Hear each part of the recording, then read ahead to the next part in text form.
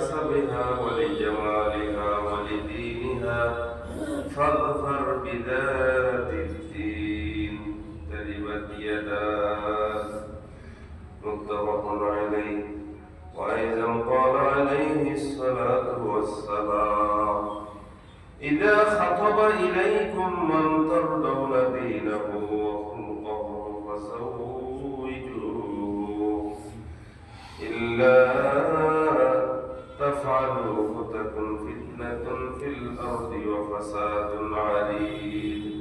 رواه الترمذي كما قال عليه الصلاة والسلام إن الله وملائكته يصلون على النبي يا أيها الذين آمنوا صلوا عليه وسلموا تسليما.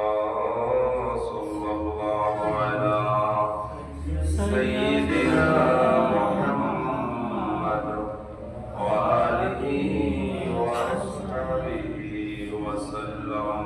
صلى الله على سيدنا محمد وآله وأصحابه وسلم. اللهم صل على سيدنا مولانا محمد وعلى آل سيدنا مولانا محمد. محمد حامد حمد खुदा बस खुदा मदह आफरीन मुस्तफा बस. अल्लाहुम्मा सल्ली अला सय्यिदिना मौलाना मुहम्मद व अला आलि सय्यिदिना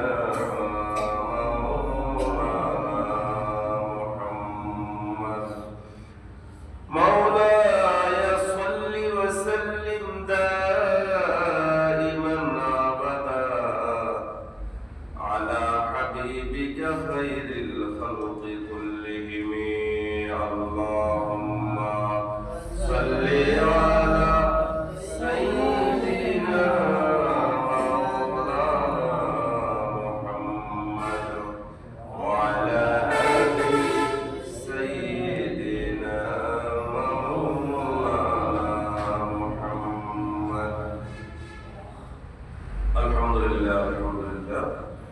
আল্লাহ রাব্বুল ইজ্জতের মহান দরবারে লাখ কোটি শুকরিয়া প্রশংসা জ্ঞাপন করি যে রব্বুল ইজ্জত ওয়াল জালাল অত্যন্ত দয়া করে মেহেরবানি করে সমস্ত ব্যস্ততা বাদ দিয়ে আজকে 1447 হিজরি সনের পবিত্র জুমাদা সানিয়া মাসের 27 তারিখ চতুর্থ জুমাবার আখেরি জুমাবার আল্লাহ ফরজ ইবাদত সালাতুল জুমা আদায়ের জন্য আল্লাহ তাআলা আমাদেরকে আল্লাহ করে আসার তৌফিক দিয়েছেন, সুযোগ করে দিয়েছেন, ব্যবস্থা করে দিয়েছেন। সে মহান মাহবুবের দরবারে তার কালামের ভাষায় তার শিখিয়ে দেওয়া ভাষায় আমরা সকলে মুহাম্মদের সাথে উচ্চকণ্ঠে করে শুকর পাঠ করি। আমরা সকলে বলি আলহামদুলিল্লাহ আলহামদুলিল্লাহ। আমরা রমজানুল মুবারকের কাছাকাছি সময় নিয়ে এসেছি। আজকে জুমাদা সানিয়া মাসের 27 তারিখ। যদি এই মাসটা 30 তারিখ হয়, 30 দিন পর্যন্ত হয়, 30 দিনে হয়, তাহলে আগামী মঙ্গলবারে রজব মাসের 1 তারিখ, রজব শাবান মাসখানে আর 2টা মাস থাকবে রমজানের মাসখানে। আল্লাহ রাব্বুল আলামিন আমাদেরকে সকলকে সুস্থ রাখুন, আমাদের দেশকে, আমাদের দেশের সকল জনগণকে আল্লাহ তাআলা হেফাজত করুন, সব রকমের চক্রান্ত থেকে, বিশৃঙ্খলা থেকে, নৈরাজ্য থেকে আমাদেরকে, আমাদের দেশকে আল্লাহ তাআলা হেফাজত করুন। আমরা সকলে বলি আমিন। আমরা আজকে আল্লাহ রাব্বুল আলামিনের আখেরি কালাম পবিত্র কোরআনুল কারীমের সূরা আত-তুর এর 21 নম্বর আয়াতের অংশ বিশেষ তেলাওয়াত করেছি। রাসূল সাল্লাল্লাহু আলাইহি ওয়াসাল্লামের হাদিস থেকেও দু একটা হাদিসের অংশ বিশেষ তেলাওয়াত করেছি। তো আমরা এই আয়াতে কারীমা এবং হাদিসের আলোকে সন্তানের প্রতি পিতামাতার অধিকার, পিতামাতার করণীয়, সন্তানের হক, পিতামাতার সন্তানের প্রতি পিতামাতার দায়িত্ব ও কর্তব্য সংক্রান্ত কিছু কথা বলার জন্য আমরা চেষ্টা করব। অল্প পরিসরে যেটুকু সময় আছে, গত জুমায় আমরা পিতামাতার অধিকার সম্পর্কে বলেছিলাম, আজকে বলছি সন্তানের অধিকার সম্পর্কে। সন্তান হচ্ছে মানুষের প্রিয়তম ও হৃদয়ের অন্যতম আনন্দের বস্তু। মানুষের অত্যন্ত প্রিয় এবং আনন্দের বস্তু হলো তার সন্তান। শুধু তাই নয়, আখিরাতের জীবনে সাথী ও আনন্দ যে সন্তানরা, এবং জান্নাতে মুমিনগণ তাদের সন্তানদের সাহচর্য উপভোগ করবেন। আল্লাহ রাব্বুল আলামিন কুরআন কারীমে এ সম্পর্কে ইরশাদ করেন, ওয়াল্লাযীনা আমানু ওয়াত্তাবা'আতহুম যুররিয়্যাতুহুম বিঈমান। মুমিনগণ এবং তাদের সন্তানগণ যারা ঈমানের বিষয়ে তাদের অনুগামী, আমি ময়দানে মহাশরে তাদের সন্তানদেরকে তাদের সাথে সম্পৃক্ত করে দেব, মিলাই দেব, যুক্ত করে দেব। ওয়ামা আলাদনাহুম মিন আমালিহিম মিন শাই, তাদের কৃতকর্মকে আমি নস্যাৎ করে দেব না। তাহলে এই আয়াত পরিবর্তে এই আয়াত থেকে আমরা বুঝতে পারি সন্তানগণ জন্নতেও পিতামাতার সাহচর্যে থাকবে, পিতামাতার সাথে আল্লাহ তাআলা মিলাই দেবেন। আল্লাহ তাআলা যে বলেন যে পিতামাতা সন্তানের সাহচর্য উপভোগ করবে পরকালে। কিন্তু সন্তানদের ব্যাপারে আমাদেরকে যত্নবান হতে হবে, তাদেরকে গুরুত্ব দিতে হবে। তারা যাতে বিপদগামী না হয়, তারা যাতে উল্টা পথে চলে না যায়, তারা যেন পিতামাতার জন্য, দেশের জন্য, সমাজের জন্য বোঝা না হয়, তারা যেন যোগ্য নাগরিক হিসেবে গড়ে উঠতে পারে, সেজন্য পিতামাতাকে দায়িত্ব পালন করতে হবে। জন্য সন্তানকে অবহেলা করা যাবে না। তাদের প্রতি অবহেলার কারণে, সন্তানকে অবহেলার কারণে সন্তান আনন্দের পরিবর্তে চিরস্থায়ী পরিতাপের কারণ হতে পারে। কোরআন ও হাদিসে সন্তানের প্রতি পিতামাতার কর্তব্য দায়িত্ব বিশেষ রূপে উল্লেখ করা হয়েছে। সন্তানের প্রতি পিতামাতার অনেক দায়িত্ব, কর্তব্য। এর মধ্যে প্রথম কর্তব্য কি? প্রথম যেটা কর্তব্য হলো সেটা হলো উত্তম পিতামাতা বাছাই করা। শুধু বিবাহ শাদী করে যে আনন্দ উপভোগ করবে, যৌবিক চাহিদা পূরণ করবে, দাম্পত্য জীবন পরিচালনা করবে, এটার মধ্যে সীমাবদ্ধ নয়। এর মধ্যে বংশ বিস্তার হবে, মানব বংশ জমিনে ছয়লাভ করবে। সেখানে যাতে উদ্দেশ্য হবে মেয়ে পক্ষ ছেলে পক্ষ উভয়ের উদ্দেশ্য হবে যে সুসন্তান সুনাগরিক যাতে জমিনে বিস্তার করে, নেককার বান্দা যাতে তৈরি হয়, সে ব্যাপারে তাদেরকে গুরুত্ব দিতে হবে। এজন্য প্রথম কাজ হলো পিতামাতা উভয়ের পক্ষে যোগ্যতা সম্পন্ন যোগ্যতা বাছাই করা। প্রথম দায়িত্ব হলো সন্তানের জন্য যোগ্য পিতা এবং মাতা বাছাই করা। মেয়ে হলে যে তিনি তো সন্তানের মা হবেন, তার বাচ্চাটা কিরকম হবে সেজন্য একজন ভালো পিতা বাছাই করবে। ভালো পুরুষের সাথে তার বিবাহ হোক, সেটাই সেরকম একজন যোগ্য পিতা বাছাই করবে। পুরুষ হলে তিনি সন্তানের পিতা হবেন, তার সন্তানের মাতাটা কেমন হবে সেরকম একজন যোগ্য মাতা বাছাই করা। এটা হলো প্রথম দায়িত্ব, যে যোগ্য পিতা এবং মাতা বাছাই করা জন্য রাসূল সাল্লাল্লাহু আলাইহি ওয়াসাল্লাম হাদিস শরীফের মধ্যে ইরশাদ করেছেন, قال رسول الله صلى الله عليه وسلم تنكح المرأة لأربع لمالها ولحسبها ولجمالها ولدينها فاظفر بذات الدين।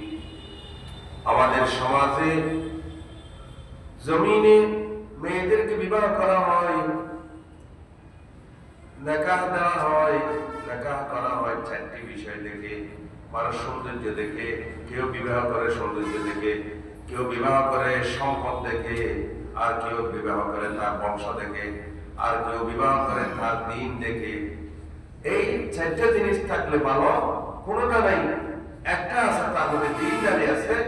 আল্লাহ রাসূল বলেন ফাজফার বিজাতিদ দ্বীন, যে এই চারটার মধ্যে দিনকে যদি প্রাধান্য দিয়ে দাও তাহলে তুমি অবশ্যই সফল হবে, তুমি কামিয়াব হবে।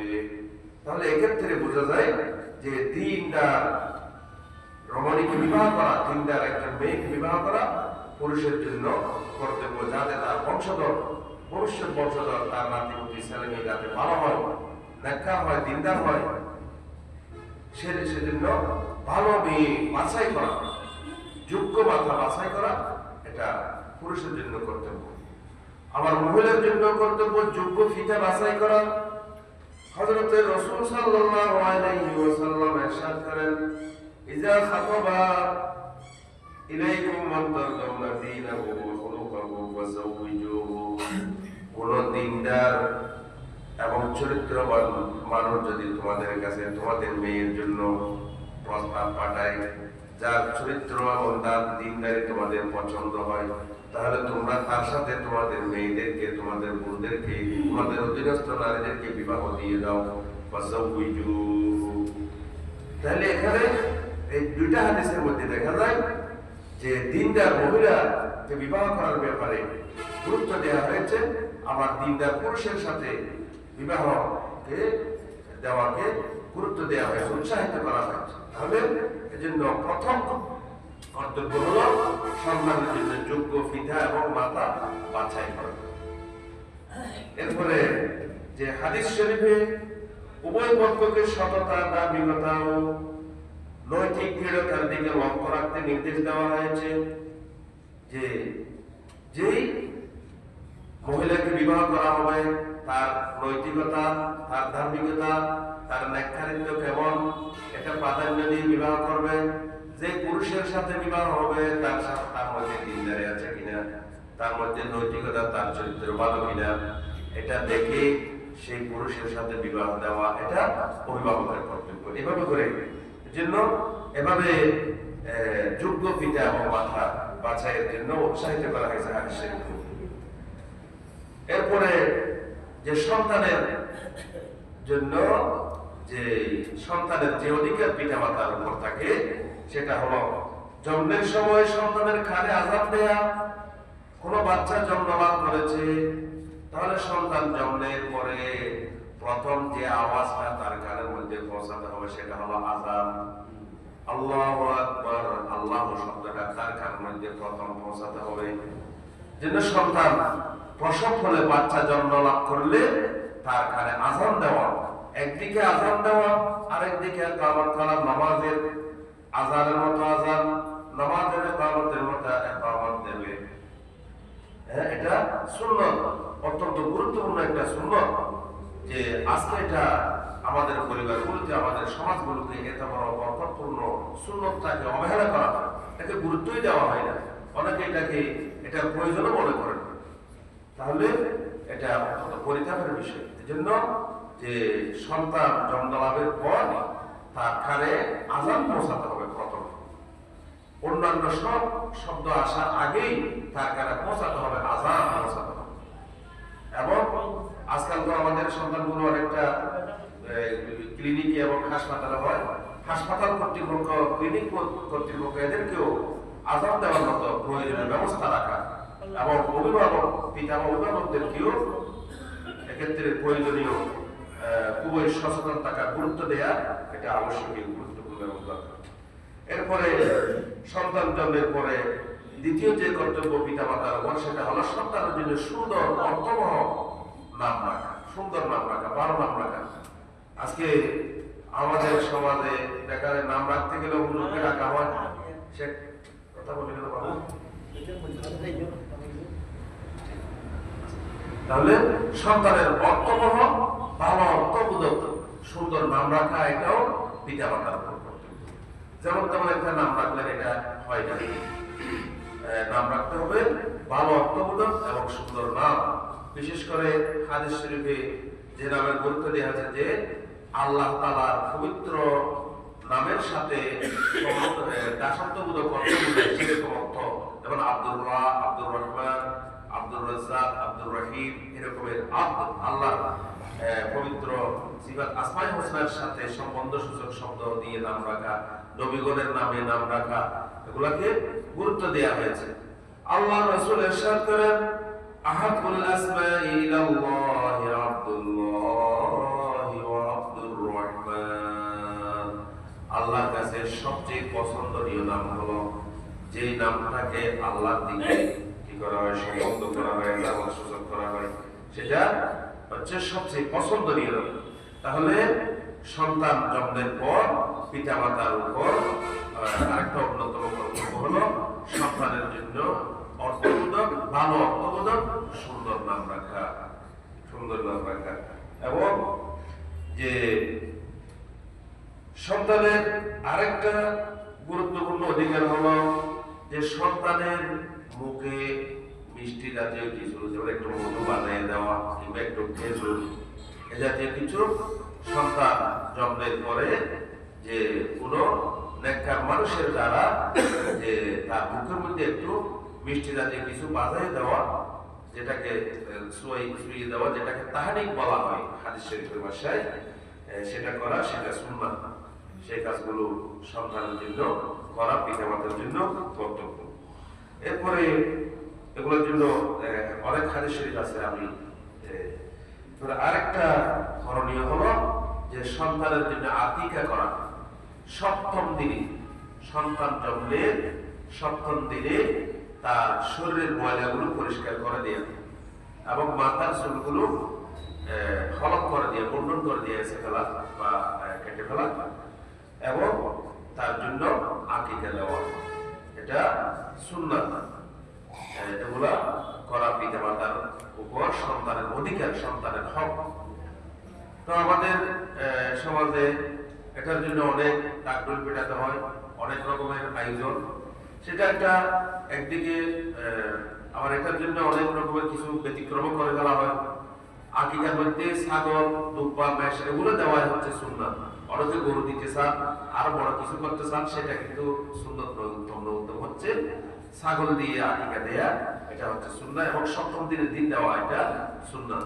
আবার এটার জন্য যে এটা একবার আপনি আপনার অনেক অনেক অনেক ঝামেলাও থাকে, অনেকে অসুস্থতার কারণে হাসপাতালও থাকতে হয়। এই জন্য সপ্তম দিনের দিন আপনারা যদি দুইটা ছাগল কিনে, সন্তান হলে দুইটা, ছেলে হলে দুইটা, পারলে ভালো, দুইটা না হলে একটা হলেও হয়, মেয়ের জন্য অন্তত একটা, এগুলা জবে করে আশেপাশের ধনী গরিব আপনার প্রতিবেশী সবাইকে দিয়ে দিলে হয়ে যায়। এতিমখানায় দিতে হবে না, এতিমখানায় দেওয়া যাবে না, এতিমখানায় অন্য কিছু দিবে। আকিকার গুলা এগুলো কোরবানির মতো ধনী গরিবদের সবাইকে দিতে হবে। আপনার একজন বংশ আল্লাহ তাআলা দিয়েছেন, আপনার একটা ওয়ারিস জমিনে এসেছে, তার এলান, তার প্রকাশ করা, এটা আপনার প্রতিবেশী, আপনার আত্মীয় স্বজন, এদের কাছে কি করে দেবেন, জবাই করে এমনি বর্ণন করে দিলে সুন্নাত আদায় হয়ে যায়। আপনাকে এটা অনুষ্ঠান করে, বিরাট কিছু করে, আয়োজন করে এত কিছু করা এটা জরুরি নয়। এটা পারলে করবেন, কিন্তু এটা না করে জবাই করে কাঁচা দিয়ে ফেললেও কি হয়ে যাবে, আপনার সুন্নাত আদায় হয়ে যাবে। আপনি কখনো পারলে যে সময় পারেন অনুষ্ঠান করে বড় করে করবেন, সেটা অন্য বিষয়। তাহলে সুন্নাত হলো যে সন্তান জন্মের সপ্তম দিনে একটা আকিকা দিয়ে দেবো। তাহলে ৮-১০ হাজার টাকা দিয়ে ভালো মানের ছাগল পাওয়া যায়, যে তাহলে অথচ হাসপাতালে এসে কত টাকা, হাজার হাজার টাকা, অনেকের লক্ষ লক্ষ টাকা খরচ করে ফেলা হয়, কিন্তু প্রয়োজনীয় যে জিনিসটা করা দরকার সেটা আমরা করি না। এই ক্ষেত্রে আমাদেরকে গুরুত্ব দিতে হবে। আবার এটা নানার বাড়িতে দিতে হবে, খালার বাড়িতে দিতে হবে, এই করতে হবে, এতগুলা করার এগুলা কতগুলা বদভ্যাস আমাদের ভিতরে রয়ে গেছে, এগুলো যাতে আমাদের ভিতরে না হয়, সুন্দর যাতে পালিত হয়, সে ব্যাপারে আমাদেরকে গুরুত্ব দিতে হবে। হযরত আবু রাফি রাদিয়াল্লাহু তাআলা আনহু তিনি হাদিস বর্ণনা করেছেন। তিনি বলেন, রাআইতু রাসূলুল্লাহ সাল্লাল্লাহু আলাইহি ওয়াসাল্লাম আযানা ফি উযনিল হাসান ইবনে আলী হিনা ওয়ালাদাতহু ফাতিমাতু বিস-সালাহ। হযরত আবু রাফি প্রখ্যাত সাহাবী, হযরত আবু রাফি রাদিয়াল্লাহু তাআলা আনহু বলেন, আমি দেখলাম যে হযরত হাসান রাদিয়াল্লাহু তাআলা আনহু যখন জন্ম লাভ করলেন, হযরত রাসূল সাল্লাল্লাহু আলাইহি ওয়াসাল্লাম তার কানে কানে আযান দিয়েছেন সুবহানাল্লাহ। আবার আর কি করেছেন? খাতনা করা, এটাও সপ্তম দিনে ঠিক করা, জন্মের সপ্তম দিনে ঠিক করার কথা বলা হয়। আমাদের দেশে তো 7-8 বছর হলেই করে, কিন্তু ওই শিশু অবস্থায় করাটাকে হাদিস শরীফে উৎসাহ দেওয়া হয়েছে। খাতনা করা এটা একটা সন্তানের অধিকার, পিতামাতার উপর খাতনা করা। খাতনা করাতে হয় সন্তানের জন্য। তো এই জন্য যে খাতনা করা এটা যে সপ্তম দিনের দিন করার জন্য বলা হয়েছে। অনেকেই এই সুন্নত গুলো ব্যবহারে অবহেলা করে। পিতামাতা অভিভাবকের বিষয়ে খুবই সচেতন হওয়া দরকার। এরপরে আমাদের আর যেগুলো নাম রাখার ক্ষেত্রে আমাদের দেশে নামটা রাখবে, আমাদের সমাজে আর একটা মজবেশ হলো নামকে বিকৃত করা। নামকে বিকৃত করা এটা হারাম, নিষেধ। আল্লাহ তাআলা কোরআন কারীমে নিষেধ করেছেন। قال رسول الله صلى الله قال الله تعالى ولا تنابزوا بالألقاب। কোরআনুল কারীমের 26 পারা সূরা আল হুজুরাতে আল্লাহ রাব্বুল আলামিন অনেকগুলো সামাজিক নীতিমালা বর্ণনা করেছেন। তার মধ্যে একটা নীতিমালা হচ্ছে এই যে তোমরা মানুষের নামগুলোকে বিকৃত করিও না। ওয়ালা তানাবাসু বিল আলকাব, নাম বিকৃত করতে আল্লাহ তাআলা নিষেধ করেছেন। তাহলে আপনি মানুষের নাম বিকৃত করলেন, তাহলে আপনি আল্লাহর হুকুম লঙ্ঘন করলেন। তাহলে আল্লাহর হুকুম লঙ্ঘন করে এটা কবিরা গুনাহ, আর এটাকে অস্বীকার করা তো কুফরি। তাহলে অত্যন্ত খুব চিন্তা করে দেখুন আমরা কোথায় আছি, কোন সমাজে আমরা বসবাস করতেছি, কি পরিবেশে আমরা। জন্য সব সময় মানুষের নাম পড়তে হবে, নাম ধরতে হবে সুন্দর করে, ভালোভাবে। কারণ মানুষের কাছে সবচেয়ে বেশি প্রিয় হচ্ছে তার নামটা। যেন মানুষের নামটা সুন্দর করে নিতে হবে, সম্মান সহকারে নিতে হবে। যে শ্রেণীর মানুষ হোক না কেন, আপনার প্রতিপক্ষ হতে পারে, তার নাম আপনি বিকৃত ভাবে নিতে পারবেন না, সুন্দর করে নিতে হবে। আপনার অফিসের একজন কর্মচারী হতে পারে, তার নাম সুন্দর করে নিতে হবে।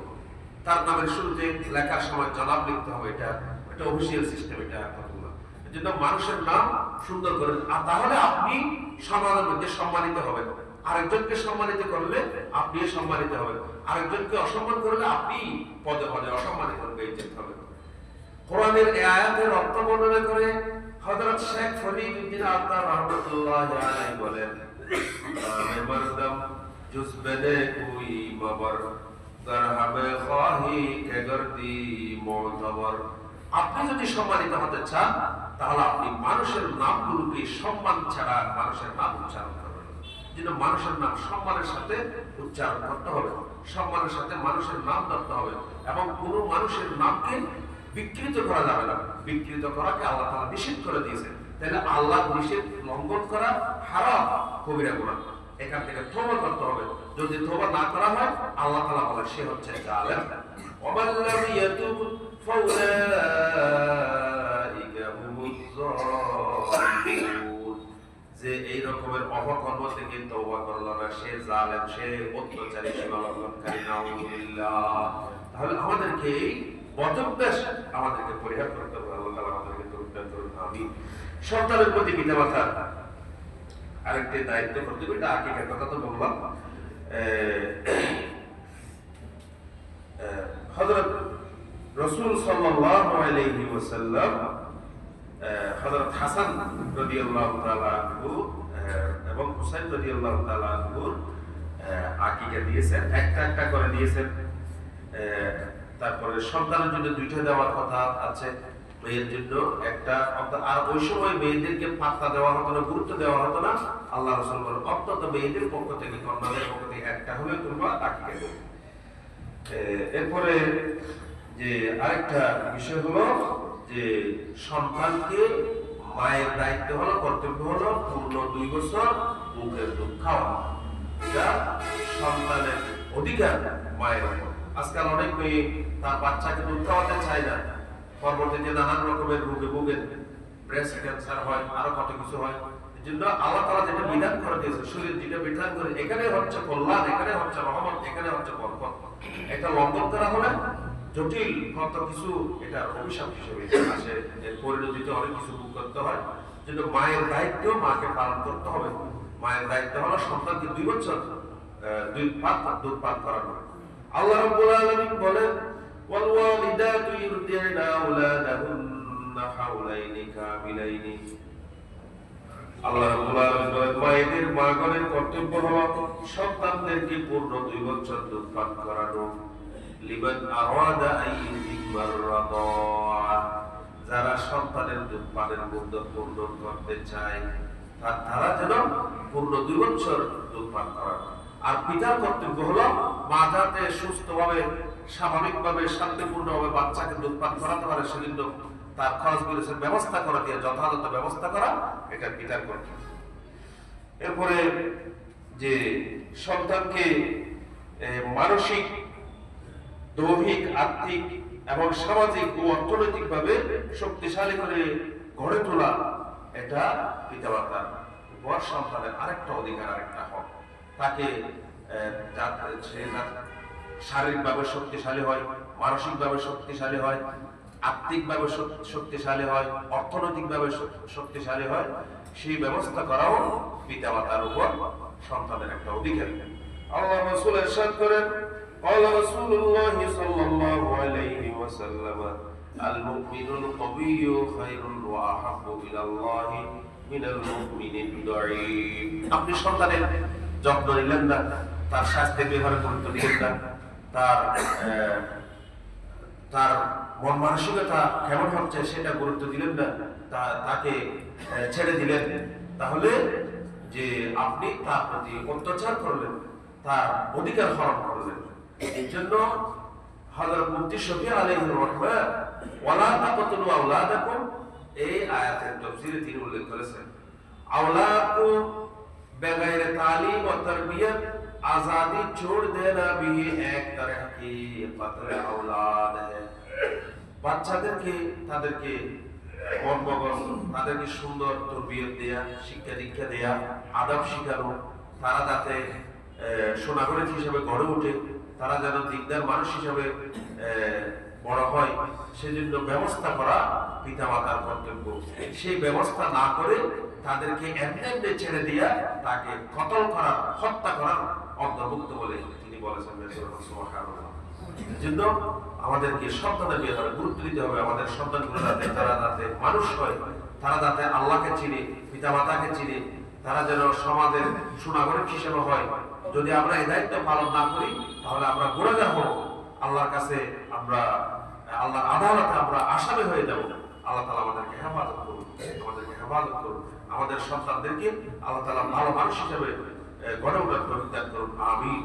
এবং সন্তানের জন্য পিতামাতাকে দোয়া করতে হবে। কোরআনুল কারীমে আল্লাহ রাব্বুল আলামিন বারবার অনেক দোয়া শিখিয়ে দিয়েছেন, পয়গম্বরগণ করেছেন, সেগুলো উম্মত মুহাম্মদের জন্য আল্লাহ তাআলা কোরআনুল কারীমে নাযিল করেছেন। রব্বি হাবলি মিন লাদুনকা যুররিয়াতান তাইয়্যিবা ইন্নাকা সামিউদ দুআ।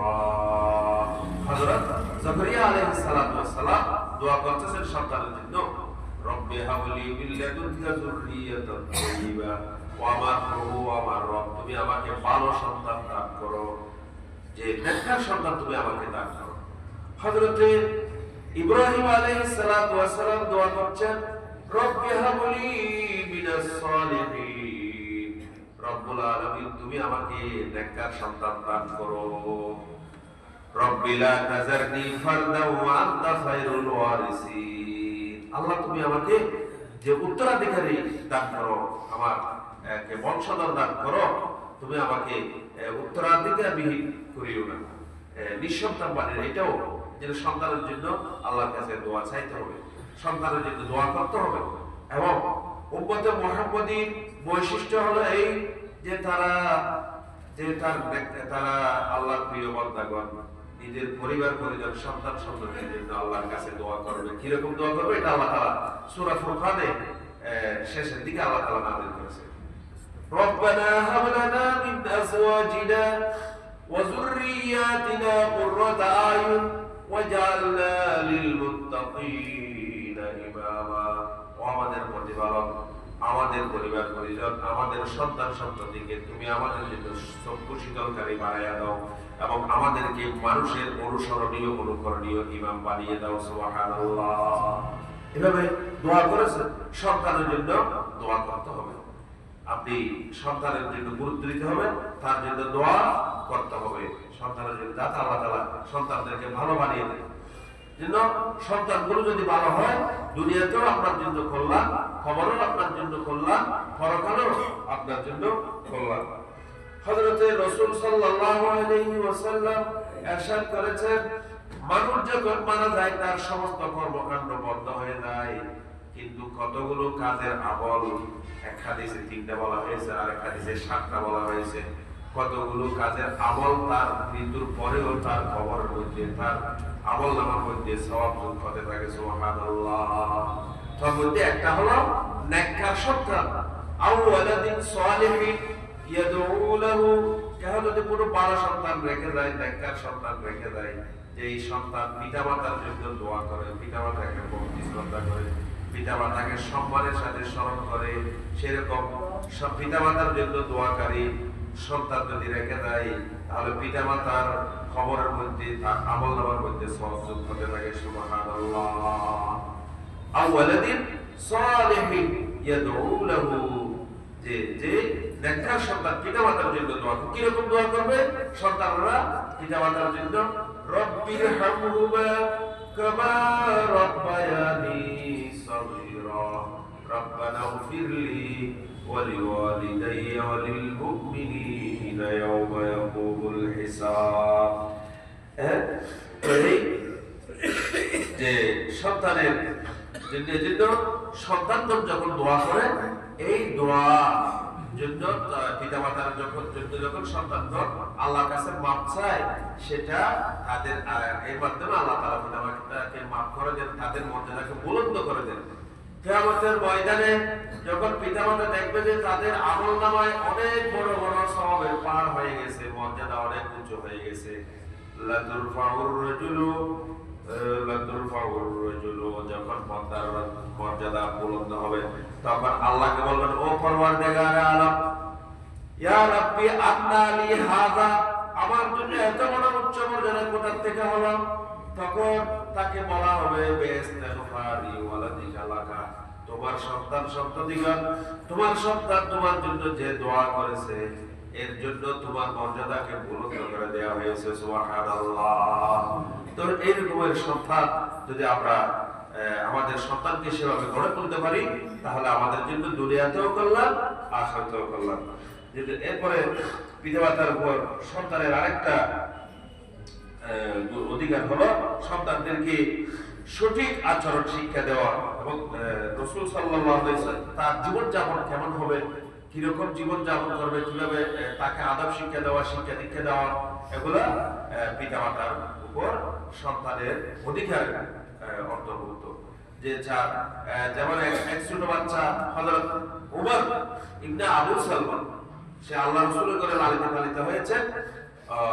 তিনি বলেন যে আমি খাবার খাচ্ছিলাম, থালার মধ্যে আমার হাত এদিক সেদিক দৌড়াদৌড়ি করছিল, যে রাসূল সাল্লাল্লাহু আলাইহি সাল্লাম আমাকে বললেন, ইয়া গুলাম সামিল্লাহ ওয়া কুল বিয়ামিনিকা ওয়া কুল মিম্মা ইয়ালিকা। ও বাচ্চা, ও বৎস, তুমি কি করো? আল্লাহর নাম নিয়ে খাবার খাও, ডান হাতে খাবার খাও, এবং তুমি তোমার পাশ দিয়ে, পাত্রের পাশ থেকে, তোমার পাশ থেকে তুমি খাবার গ্রহণ করো। এই সমস্ত নিয়ম কানুন সন্তানদেরকে শিখিয়ে দেওয়া হয়, দিতে হয়। আমরা তো এখন আমাদের সন্তানদেরকে ভালো জিনিসগুলো আমরা শিখাতে চাই। আমরা এখন বিদায়ের বেলায় ঠাটা শিখাতে চাই। আমাদের সন্তানদেরকে সালাম দেওয়া এত বড় একটা ইসলামের গুরুত্বপূর্ণ শিয়ার, এটা আমরা শিখাচ্ছি না, আমরা ঠাটা শিখাচ্ছি। আমরা কোথায় চলে গেছি চিন্তা করে দেখি। তো এগুলো দিনদারি, এগুলো সন্তানদেরকে শিখিয়ে দিতে হবে, এবং যে সন্তানদেরকে সচ্ছলতার জন্য, সচ্ছল হিসেবে রাখার জন্য চেষ্টা করা, এটাও একটা বিষয়।